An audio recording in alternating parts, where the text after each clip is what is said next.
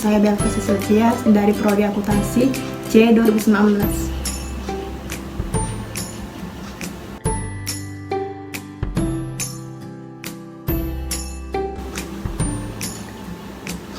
Baiklah, di sini saya akan menjelaskan mengenai pasar modal. Pasar modal adalah tempat bertemunya antara pihak yang membutuhkan modal dan pihak yang memiliki modal.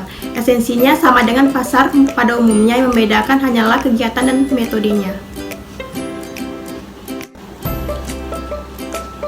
Di pasar pada umumnya, pembeli dan penjual bertemu secara fisik di tempat jual belinya, sedangkan di pasar modal transaksi atau jual belinya diwakili oleh perusahaan sekuritas, misalnya Mandiri Sekuritas.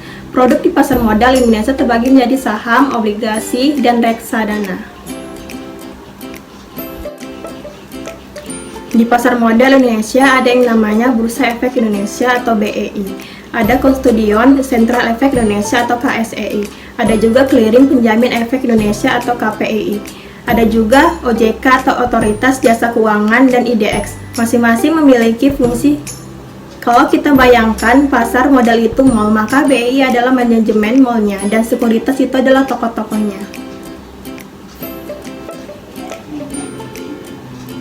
Manfaat keberadaan pasar modal yaitu yang pertama, sebagai salah satu sumber pembiayaan atau jangka panjang bagi perusahaan dalam mengembangkan usahanya. Yang kedua, sebagai tempat investasi bagi investor yang ingin berinvestasi di aset keuangan. Yang ketiga, sebagai tempat penyebaran kepemilikan perusahaan kepada masyarakat.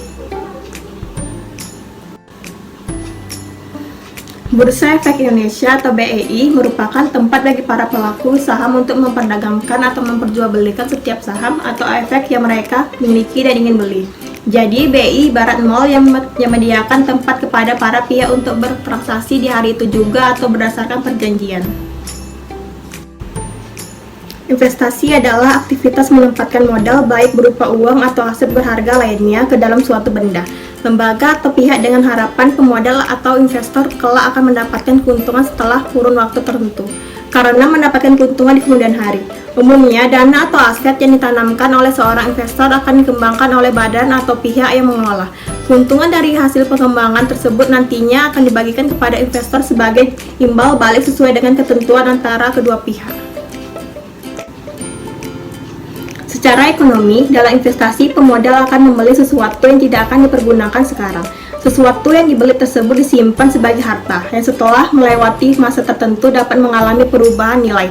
Investasi tidak selalu berujung menghasilkan keuntungan, terdapat risiko kerugian juga, maka dari itu penting sekali memahami jenis-jenis investasi dan risikonya. Ada beberapa jenis-jenis investasi yaitu investasi saham, obligasi, reksadana, properti, emas, dan valuta asing. Ada 3 manfaat investasi. Yang pertama yaitu terhindar dari inflasi. Inflasi hampir memiliki pengaruh yang signifikan terhadap perekonomian, terutama dalam hal jual beli, karena dapat melemahkan daya beli masyarakat. Untuk itu, investasi merupakan salah satu cara yang dapat ditempuh untuk terhindar dari inflasi. Yang kedua, nilai aset dan kekayaan akan semakin meningkat.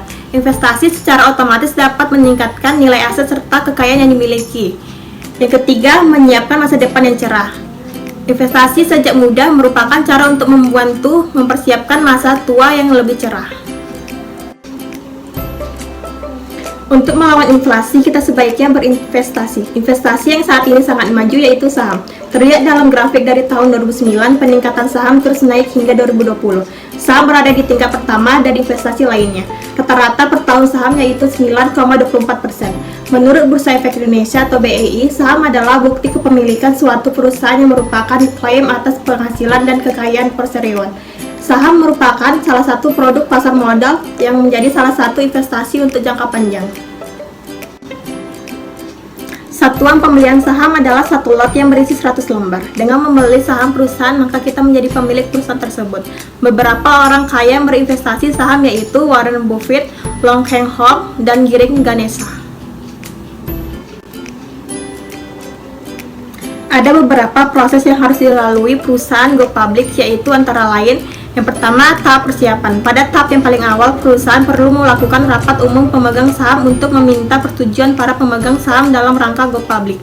Yang kedua, tahap pengajuan pernyataan pendaftaran. Pada tahap ini, perusahaan menyampaikan pendaftaran kepada lembaga terkait atau OJK. Yang ketiga, tahap penawaran saham. Tahapan ini merupakan tahapan utama karena pada waktu inilah emiten menawarkan saham pada masyarakat atau IPO.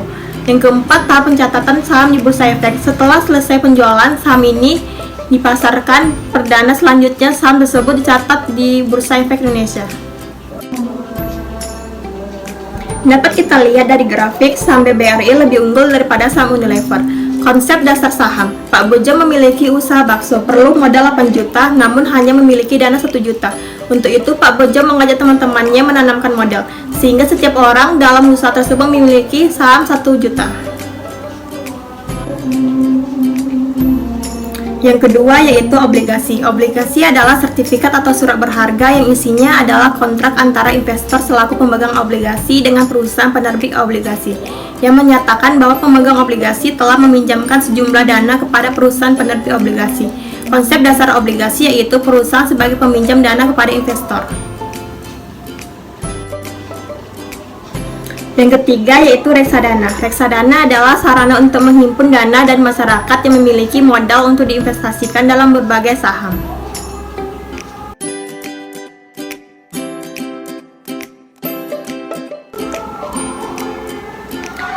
IPOT adalah perusahaan penyedia jasa perdagangan efek. IPOT terbagi menjadi 4 bagian yaitu IPOT Stock, Fund, Pace, dan News. Beberapa saham IPOT yaitu Indomie, Matahari, BRI, BCA, Telkom, MNC, Garuda Indonesia, Lifebuoy, dan lain-lain.